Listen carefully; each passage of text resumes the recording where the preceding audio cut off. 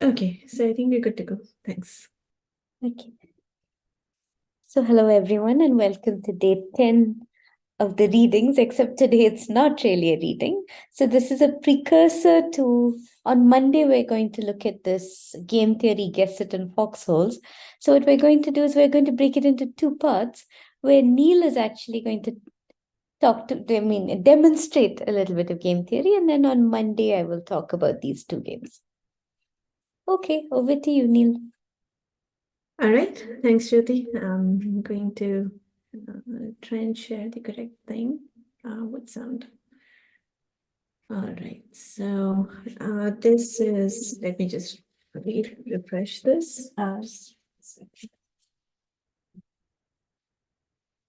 right, so this is full credit to Nikki Case. They developed this interactive essay called The Evolution of Trust, which is apparently based on a book called The Evolution of Cooperation. And I'm just going to walk through it. It's an interactive demo, and it's a lot of fun to walk through together. So that's kind of what we are going to do. Okay, so there is some backstory. I don't know if you're going to go through I don't know if you're going to necessarily do the whole thing. You can see that the playing time is claimed to be 30 minutes. I always tend to take a bit longer, so I don't think we'll go through the whole thing, but we'll go through as much as we can in about the next 25 minutes, I think. There's background music, but I'm going to turn that off for now. Okay, so I think the motivating question here is to kind of understand sometimes surprising human behavior. I think there are some anecdotes to say that people sometimes behave in strange ways, in ways that you wouldn't expect. And here is like one of the central questions: why, even in peacetime, do friends become enemies, and why, even in wartime, do enemies become friends? And the claim is that some of the ideas developed in game theory can probably help us understand or predict even human behavior. That's kind of the general sort of motivation for this setup. Yeah. I should probably back up a little bit to say that game theory is, I think we've been talking about games. So when you use a phrase like game theory, maybe I should make the distinction between what's, I think, normally referred to as combinatorial game theory is the kind of thing that we've been doing so far, where we take a game, typically turn-based, perfect information, and so on and so forth, and we try to analyze strategy, like when does one of the players have a winning strategy and things like that. But the kind of game theory that we're going to look at right now is something that is, well, I mean, it's kind of a more general setup and is perhaps also designed to capture a broader set of scenarios. And it's a very interdisciplinary field. And for instance, economists, typically use game theory a lot to model real world markets and things like that. And has a sister field called mechanism design. So typically the way I think about it is that in game theory, you're typically given a rule set, and you're given you know who the players are, you know what the potential strategies are, and what they're going to gain or lose by playing certain strategies, and you're trying to predict what people will do based on some assumptions along the lines of everybody wants to maximize their profit and things that sound pretty reasonable in general.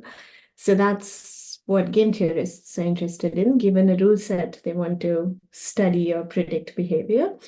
Mechanism design is sort of the tables turned around. It's the flip side, where you want to elicit a certain behavior. You want people to behave in a certain way. So can you design a rule set that basically leads to that behavior? So it's kind of it's the opposite design problem, basically. So that's the sort of backdrop against which we're working. So here, this is more game theory, not so much mechanism design. And what we're going to be looking at is something that some of you may already recognize as a famous paradox. But if you don't, let's just walk through it because it's fun.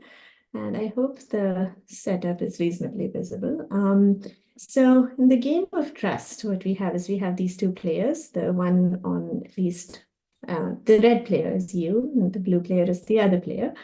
And the way this machine at the center works is that if you put a coin into the machine, then the other player gets 3 coins. And conversely, it's symmetric. If the other player puts a coin into the machine, then you get 3 coins. Yeah. So you have two options when you play this game. You can either choose to put a coin or you can choose to abstain and not put a coin. If you put in a coin, that's called the corporate move. And if you don't put in a coin, that's called the cheat move. These are just terms that make it convenient for us to reason about the game. So here's our first question. If the other player is cheating and doesn't put in a coin, what should you do? So do we have any answers to this? You can post in the chat. I would say, yeah, maybe post co-op if you think you want to cooperate in response to a cheat move. So typically in this game, you don't know what the other player is doing. That's the whole fun of it. But suppose there's been an information leak and you're very confident that the other player is going to cheat. So you have this extra intel.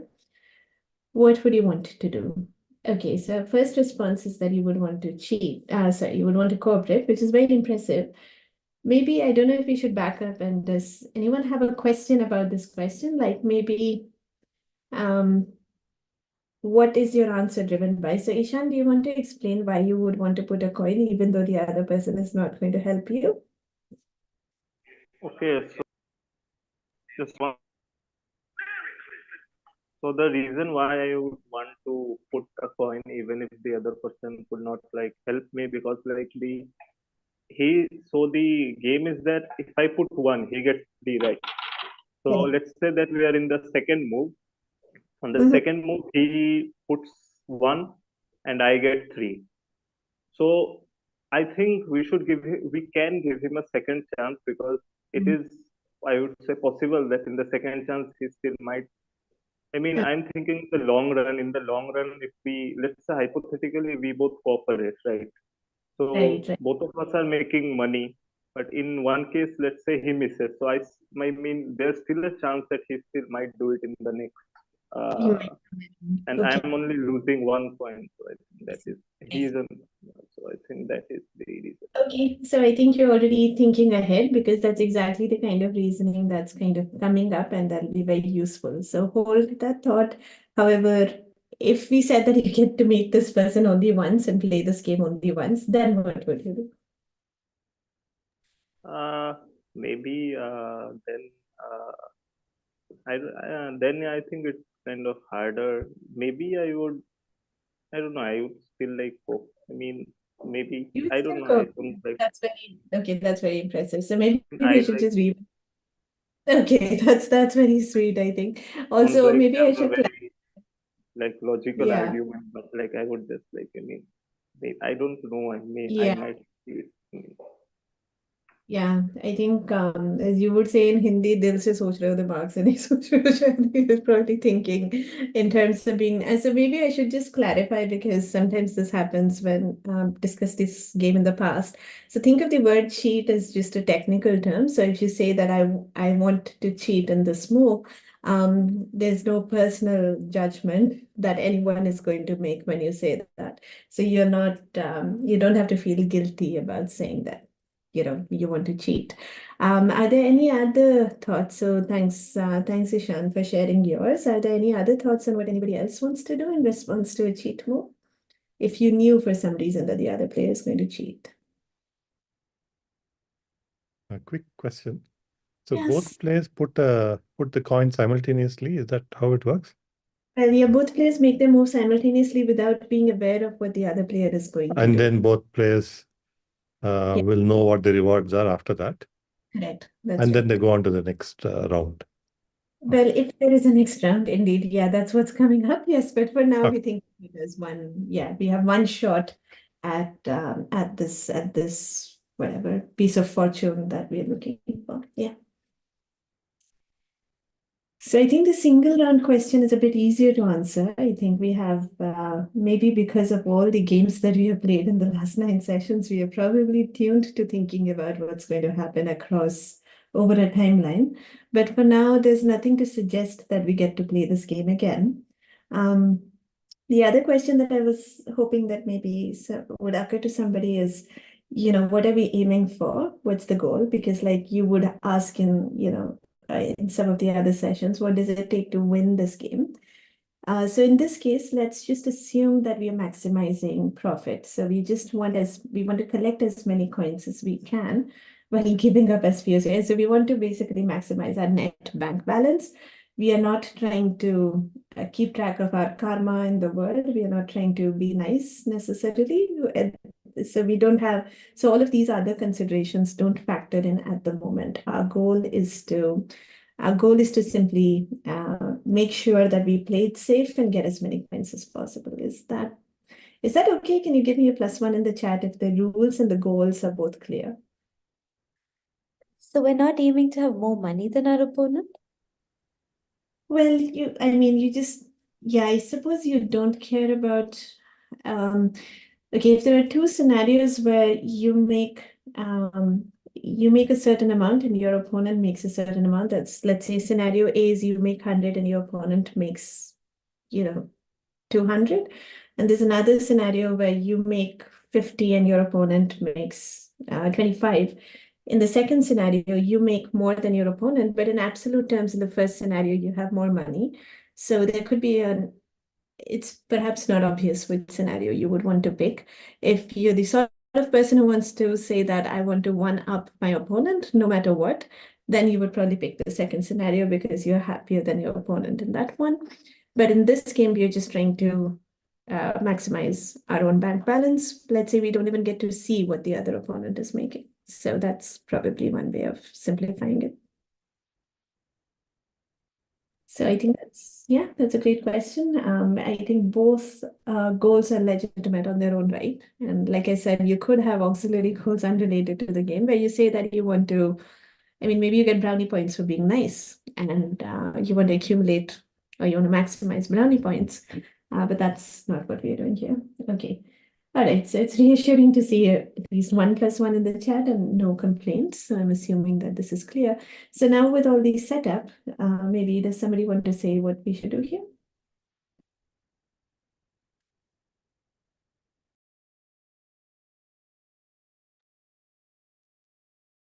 Or maybe does somebody want to play out the scenarios? Like, how are we thinking about this? So if I put in a coin, then how do the bank balances work out? I'm down 1 and I'm going to get nothing because they're cheating. Yes. And they are going to end up with, they're going to end up with 3 coins. So that's, let's assume that we both start with a bank balance of 0. So if I choose to cooperate, then let me put this maybe let me put this using a Zoom annotation. So if I were to cooperate, it's going to be me -1, them +3. And if, on the other hand, I were to cheat, then it's going to be me 0, them also 0. Yeah, is that okay? Yeah, so between these two scenarios, right? So if I cheat, nothing interesting happens because, no coins go in, no coins come out. So both our bank balances remain exactly where they were when we started out. However, if I cooperate, I'm down -1 and they're up +3. And it's not the +3 that bothers me as much as it's the -1 versus the 0. So I would definitely want to be in a scenario where I have more money than less. Does that make sense? So I'm going to go with cooperate here, although 1 second. Yeah. Okay. All right. So does that make sense? Sorry, did I say I'm going to go with corporate? I'm going to go with cheat. Although just maybe to respect the only suggestion that came, I was going to say the majority suggestion that came in the chat was also the only suggestion. We could try and see what happens if you cooperate. And as you can see here, the rationale is -1 versus +3. Versus 0 versus 0, right? right? So you would want to cheat if you want to, if you want to be better off in terms of your net bank balance. Is this making sense? Give me a +1 if it makes sense that if the other person cheats, it's the optimal strategy is for you to cheat as well.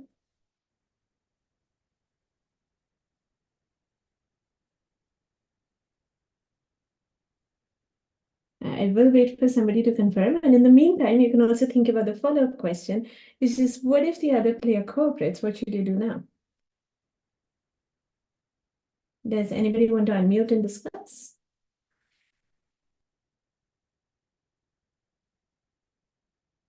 And by the way, for anyone who joined after the rules were stated, this is a game where there are two players, there's a machine between them, and each player has the option of either putting a coin in the machine or not putting a coin.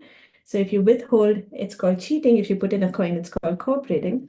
If you put in a coin, the other player gets 3 coins. If the other player puts in a coin, you get 3 coins. And unlike some of the other games we've seen, this is simultaneous play and it's imperfect information. So you don't know what the other player is going to do. The other player doesn't know what you're going to do. We get 1 round. And let's say that although normally we don't have this information, for some reason you know, or you're trying to hypothetically analyze a universe where you know for sure that the other person is going to cooperate. If the other person cooperates, what should you do when you have the goal of maximizing your bank balance?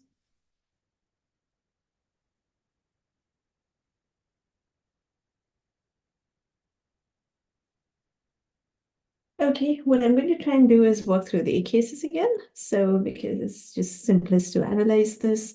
So let's say that the other person is now cooperating. And let's say we also cooperate. So what happens, because the other person cooperates, I get +3 from the machine, but because I cooperated, I also lose 1. So my net bank balance is 2. And as for them, it's symmetric. We cooperated, so they get +3 from the machine, but they cooperated too, so they lose 1, and their bank balance is 2 as well. So it's going to be me too again. That's what happens if I cooperate. However, what happens if I cheat when they cooperate? That's like the flip side of what's written in blue on the slides right now. So, but let's walk through it anyway. So if I cheat when they're cooperating, I lose nothing and I gain 3 because I cheated. And as for them, they cooperated, so they lose 1 and they gain nothing because I cheated. So between these two scenarios, where am I better off? Am I better off cooperating or am I better off cheating?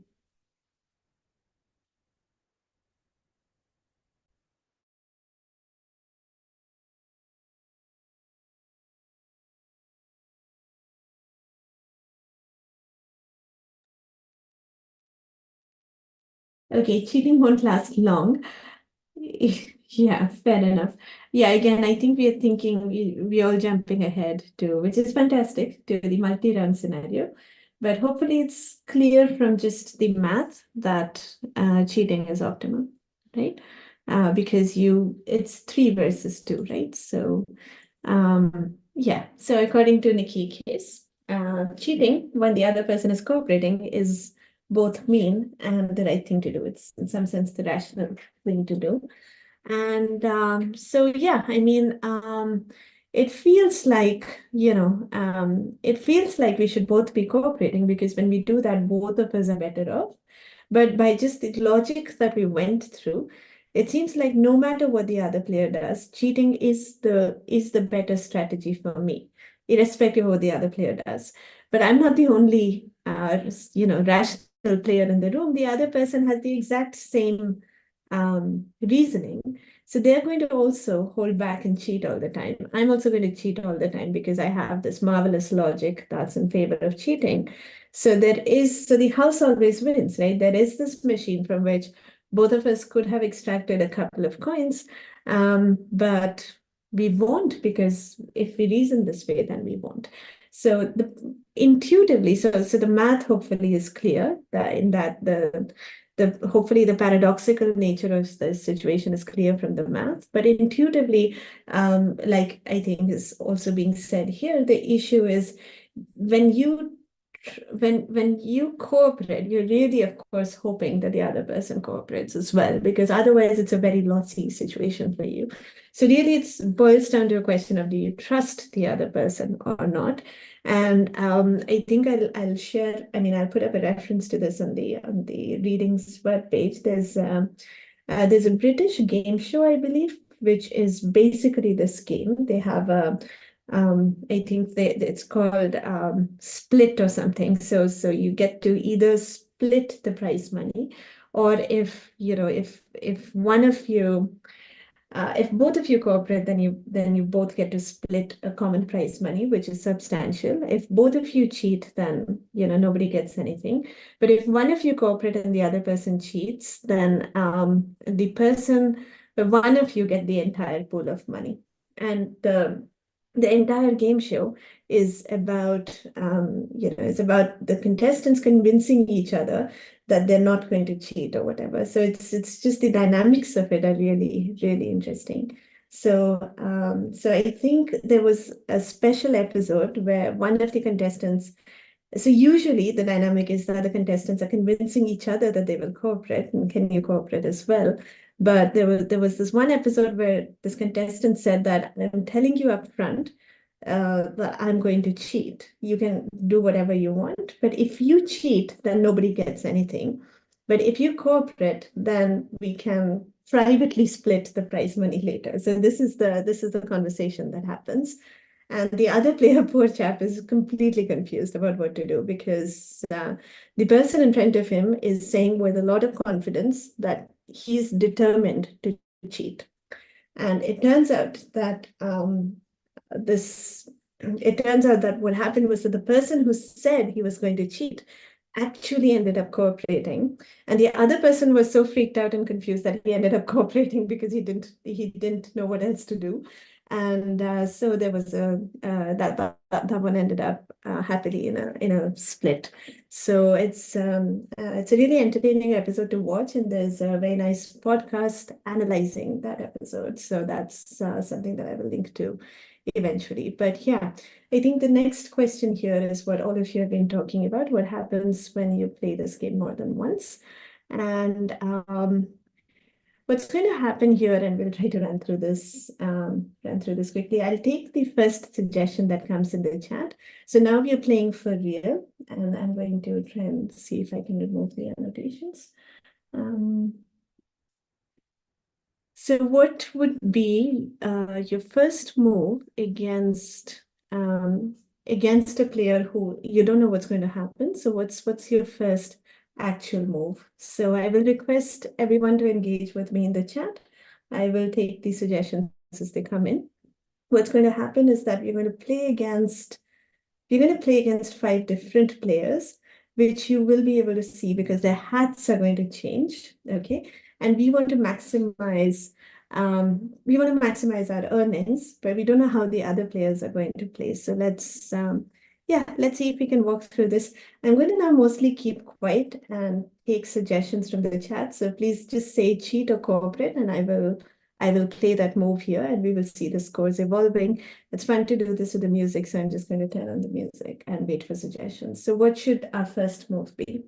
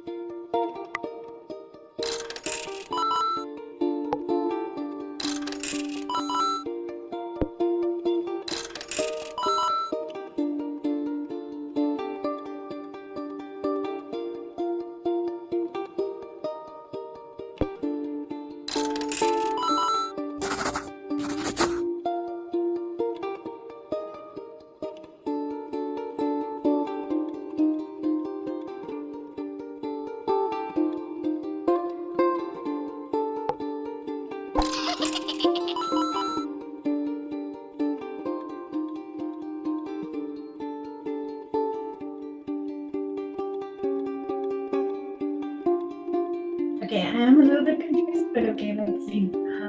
Corporate, okay.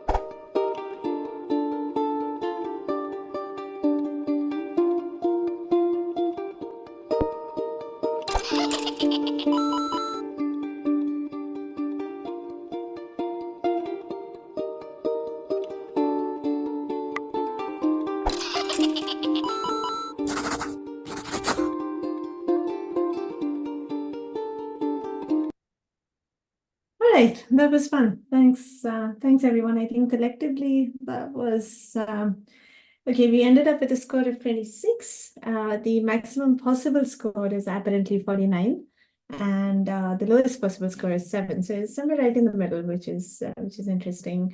And I have a feeling that perhaps some of you, based on the gameplay, actually maybe it wasn't. I think I was just taking all these suggestions as they came in. So perhaps some of you were making a suggestion before you had a chance to use all the information that was coming in from previous plays. So maybe I shouldn't have done that, but it's fun anyway. You're welcome to go and play this on your own too. But this is a bit of a spoiler though, because you may have guessed some of this. The very first player we played with was playing according to what's called a copycat strategy. So their first move is in good faith, they cooperate, and then they basically mimic your previous moves. So if your first move is a cooperate, their next move will also be to cooperate. If your first move is to cheat, they will respond by cheating, and so on. So whatever you do in the previous round, that's what they're going to play in the next round. The second player we played with was always cheating, and I don't know if this is a lucky coincidence that I think we caught on to that. So I think we cooperated in the first round, but then we cheated right back at them. So that's probably the optimal thing to do with somebody who is always cheating. The cute player was somebody who always cooperates. This is an interesting dynamic because after a few moves, you probably begin to guess that this player always cooperates. And then you have this Dharam Sankat situation because there is a temptation to exploit this player, knowing that they're going to always cooperate. You could cheat your way through this and make a lot of points. But I think we did not do that. We played nice and we cooperated more or less throughout this player's tenure with us, I think. And then you have the grudger, which is basically a player which starts by always cooperating. But then if you cheat them even once, then they don't forgive you ever. And they switch to the always cheat strategy. And then you have the detective, which I'll not go into because it's a little bit okay. And basically, they play a few moves with you and then try to figure out if you're somebody who's capable of cheating or not. And if you ever cheat back, then they switch to the copycat strategy. But if you never cheat and they discover that you are a gullible player, then they become greedy and they always cheat you. Okay. All right, so yeah, Ishan is like judging the person by the hat was, not that wrong. The hats were probably a bit of a giveaway. This is true. So yeah, I mean, the next question is what happens when these players play against each other? Do you folks want to take a guess? If everybody played 10 matches against each other, this is a round robin tournament. We play these players off against each other. Who do you think would have the most points by the end of it? Let's put this to a vote. It's just be a small group here, so can everybody just put their guesses in the chat?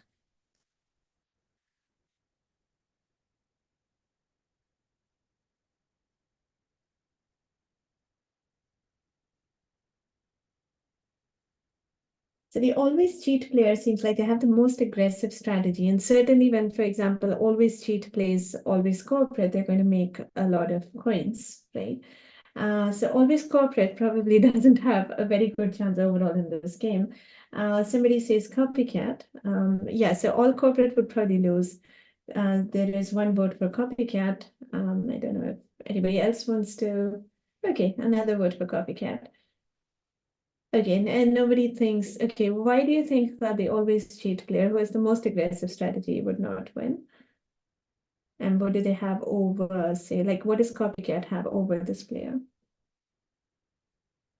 Or maybe even the grudger, because they seem to, okay, the problem with the grudger is that they start out with all corporate, so that's probably not very wise. Okay, I will probably read through any intuition that comes through when it comes through in the chat, but let's just start the tournament. Our guess is copycat.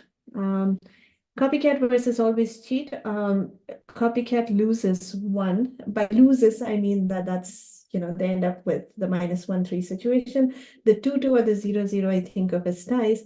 And the 3-1 situation, when you make 3 coins and they're down -1, I think of that as a win.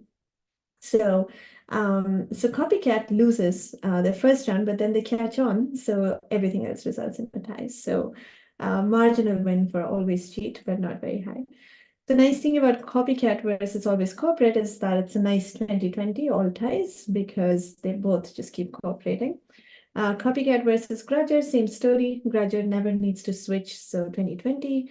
Copycat versus detective. Again, the first few moves are a bit of an up and down, but then they end up copycat. So it's all ties. So 18-18. Always cheat versus always corporate is the most depressing match of this tournament. So always cheat ends up with a +30 to a -10. It's an entirely losing set of matches for always corporate. Always cheat versus grudger. Again, grudger catches on. So always cheat has a slight edge, but not very much. Always cheat versus detective. Again, the first few rounds, bit of an up-down, but then detective catches on. So always cheat has an edge, but not a whole lot again. Always corporate versus grudger, nice and tied, 20-20, for reasons that are hopefully clear by now. Always corporate versus detective. Here, again, the detective switches to, I think, always cheat once they sense that you're always cooperating. So the detective was a greedy player in that sense. So this is almost like the, this is also slightly depressing match, except always corporate is not down by all that much. So, anyway, so grudger versus detective, nearly equal fight here. Bunch of ties and the ups and downs in the first few moves work out in favor of the grudger. And now if you look at the scores, copycat actually wins. So good on you for getting that prediction right. So there's a little bit of philosophy on the slide for anyone who is interested in reading that. But yeah, I think what's interesting is you can try and identify where that slight edge happened in terms of the copycat taking over the grudger. But anyway, so I think we're about like less than halfway through this interactive essay. I think this is typically a nice place to stop at this point. We know what the rule set is. We know what the paradoxical thing is when we are playing only one round. The paradox of, it's called the prisoner's dilemma, if you want to look this up. It's an equivalent formulation of the prisoner's dilemma, which is often stated in a slightly different context, but it's basically the same kind of scenario playing out. So, so we know that with these kinds of utilities or these kinds of payoffs, that's what's going to happen is that both players end up cheating, even though intuitively they should really both be cooperating. So I did use a couple of terms there. So let me see if I can. Okay. go back here. So this is what people like to call a utility matrix, which is essentially, well, if you rotate this a little bit, 45 degrees, there it'll look like a straight matrix. The rows and columns are typically indexed by the moves or the strategies that the players can make. And the intersection of a row and a column tells you what is the gain or the loss for both players when they play those respective moves. So every entry of the matrix is a pair of numbers. The first number typically indicating whatever the row players gain or loss from playing that move versus the column players playing whatever move. So if you look at, for example, if you cooperate and they cooperate, then you see that both of them get a +2. So that's the notation for what's called the payoff matrix or the utility matrix. And typically by looking at the structure of this matrix, you want to figure out what strategies are people going to play. So you could, I think it's a fun exercise to take this matrix and change the numbers a little bit and see if that would affect the gameplay or how people approach their strategy even in a single round version of the game. So there are numbers for which this paradox will not play out quite the way that it did now, but there's certain other scenarios where you can design similarly surprising situations. So that's what we started with, and then we said that, well, let's look at a few strategies, and we looked at 5 of them. We had them play off against each other in a tournament situation, and the next question that comes up in this particular narrative is the question of what happens if you let a population of these players evolve over a period of time. So you kind of drag a bar over a time period and try to reason about, who survives over a period of time when you're playing this game in that sort of a setup. So people with the lowest scores actually go away, they die out as a population, and people with the highest scores multiply and they thrive as a population. So what happens in that sort of an evolutionary setup is the question. And then it's sort of, you make more and more observations and tie things back together to the issue of, why trust is sometimes intuitive, why it's sometimes paradoxical, and so on.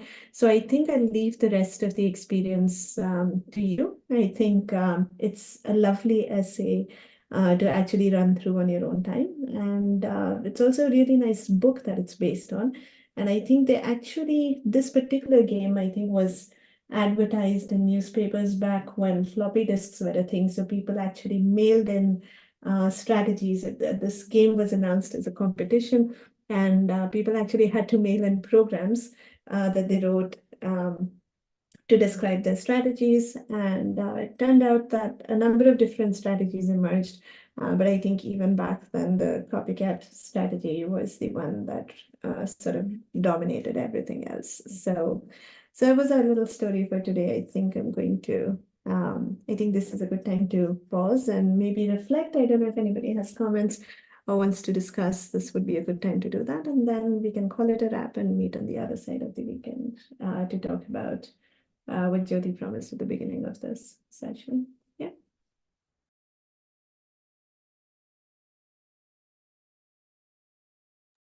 Okay, so question in the chat about, isn't this a too simple a model of human nature? So you're saying, okay, when people make decisions, there's probably more moving parts. So does this model really capture all the nuances of all the complexities of decision making? I think that's a fair question. And I suppose if you go a little deeper into, I think you're just scratching the surface here and introducing some pretty elementary ideas.